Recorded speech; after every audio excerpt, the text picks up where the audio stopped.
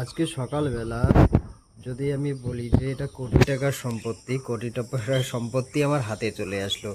তো হচ্ছে এর নাম হচ্ছে পুনর্নবা শাক। এটি অত্যন্ত উপকারী ঔষধি গাছ। এটি প্রাকৃতিকভাবে শরীরের থেকে দূষিত পদার্থ বের করে লিভার ও কিডনি সুস্থ রাখতে ও ফোলাভাব বা ওয়াটার রিটেনশন কমাতে দারুণ কাজ করে।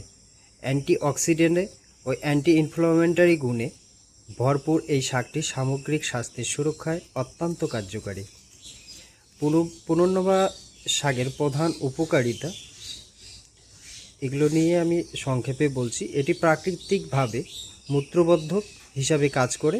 এটি অতিরিক্ত তরল ইউরিক অ্যাসিড শরীর থেকে বের করে দেয়, ফলে কিডনির পাথর বা গাউট জনিত ব্যথা যদি সমস্যা থাকে সেই সমস্যার সমাধান করতে সাহায্য করে। লিভারের কোষকীয় ক্ষয়ক্ষতির হাত থেকে রক্ষা করে। লিভারের কার্যকারিতা বাড়িয়ে এটি সাহায্য করে। জন্ডিস ও অন্যান্য লিভারের সমস্যায় এটির ভেষজ ওষুধ হিসাবে ব্যবহৃত হয়। এর মধ্যে থাকা অ্যান্টি ইনফ্লামেটরি উপাদান আর্থারাইটিস, অস্থি সন্ধির ফোলাভাব ও জয়েন্টের ব্যথা কমাতে বিশেষ ভূমিকা রাখে।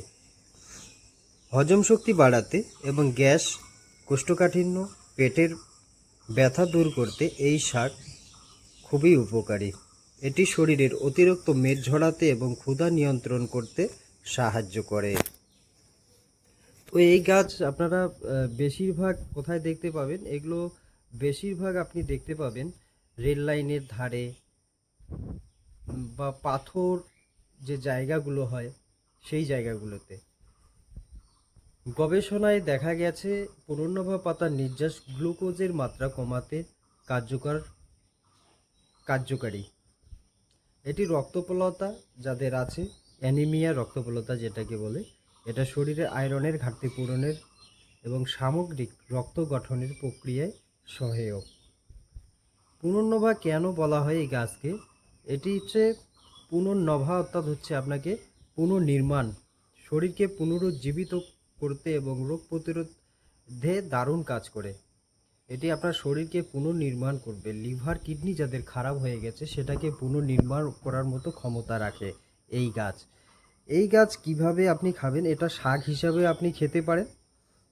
আর হচ্ছে আপনার এগুলো পাতা একদম মূল সহ সম্পূর্ণ আপনি কি করবেন, এগুলো হচ্ছে শুকিয়ে, রোদ্রে শুকিয়ে আপনি হচ্ছে পাউডার করে রাখবেন। পাউডার করে রেখে আপনি হচ্ছে সকালে হাফ চামচ ও রাত্রে হাফ চামচ 1 কাপ উষ্ণ গরম জলের সাথে, বা এই পাতার আপনি হচ্ছে চা বানিয়ে খেতে পারেন। এটা কাঁচা খাওয়া যেতে পারে বা আপনি শুকনো করে এগুলো হচ্ছে স্টোর করে রাখবেন।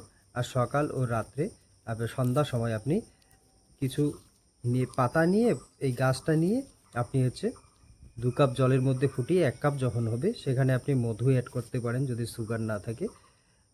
তো এভাবে খাওয়া যেতে পারে। তো এই পুনর্নবা গাছের সংক্ষেপে আলোচনা করলাম। এটা আমি একটা দোকানে গিয়েছিলাম, তো পুনর্নবা না দিয়ে আমাকে ময়দা আটা দিয়ে দিয়েছে। তো আমি পরে আজকে গাছটা খুঁজলাম, তো অনেক আমি পেয়ে গেছি, এগুলো নিয়ে আসলাম। তো ভাবলাম যে একটা ভিডিও বানিয়ে দিই। তো এই গাছটা অবশ্যই চিনে রাখবেন। এটা একটা অত্যন্ত উপকারী গাছ। যেখানেই পাবেন আপনারা নিয়ে এসে এই শাক বা শুকিয়ে এর চা বানিয়ে আপনারা খাবেন। তো আজকে এখানে রাখছি, আবার দেখা হবে নেক্সট ভিডিওয়ে।